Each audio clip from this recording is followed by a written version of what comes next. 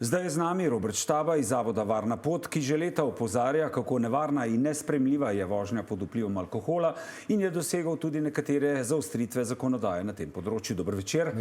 Najprej mi povejte, kako zdaj vi gledate na to odločitev Ustavnega sodišča, ne glede na to, da se že leta borite proti alkoholu v prometu? Na prvo žogo v tem času zgleda, kot da je to neko darilo za martinovanje in vsi tisti v mokri družbi bojo naredili en velik aplavz.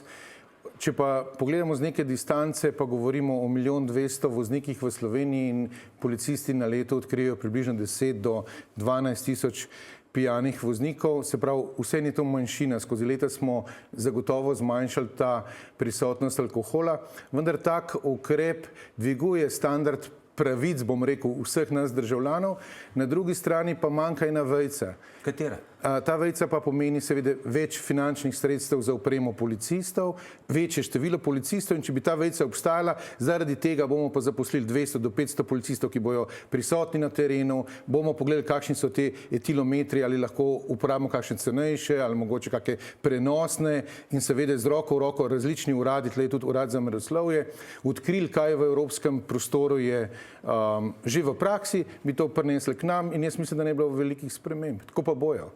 Kakšne?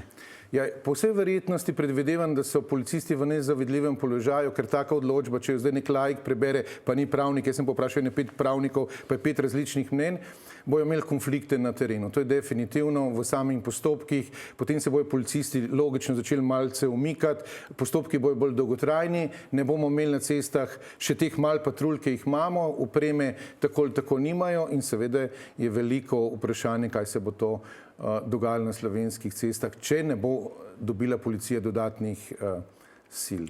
Saj ravno to, sindikat že opozarja, da to obravnava z etilometrom ne pomeni uro in pol obravnave na policiji, prometne policije ali pa nekje jih pa sploh nima. Ampak vidim problem mogoče nekoliko globje, če pogledamo, smo policistom v zadnjih 10 letih vzeli kar veliko orodij, najbrž tudi tožilcem in prepričan sem, da bi bilo fajn, da teh 7 ustavnih sodnikov, ki se bori za pravico, bom rekel, teh voznikov, ki se vozijo pod vplivom alkohola, da najdemo tudi 7 odličnih pravnikov, ki da policistom orodja, da bojo lahko učinkovito delali pa pri vožnji za rdečo luč, pa pri alkoholiziranih voznikih, pa pri prekoračeni hitrosti, pa sekcijske merjenje hitrosti. Posod tam, kjer smo policiji vzeli pristojnosti oziroma.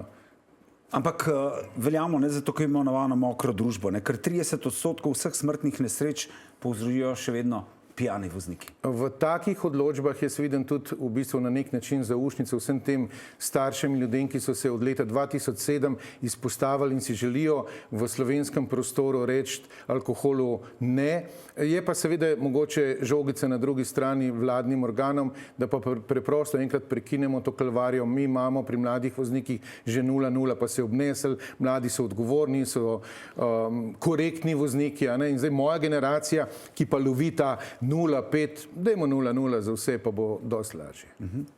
Zakaj bo veliko lažje, če bo 0,0 za vse? Zaradi tega, ker bomo vedeli, da lahko spijemo sok, nikakor pa ne 2 pivi. In takrat, ko spijemo 2 pivi ali pa 2 špricerja, kot rečejo radi, ki je v Sloveniji, potem se že izgubi ta meja runda na rundo in potem se to tragično konča, filma ne moramo zavrteti nazaj in kdorkoli se lahko najde v taki koži, kot sem se jaz pred 18 leti ali pa vsi naši ambasadori, ki so se v teh letih izpostavili in to je res prevelika tragika.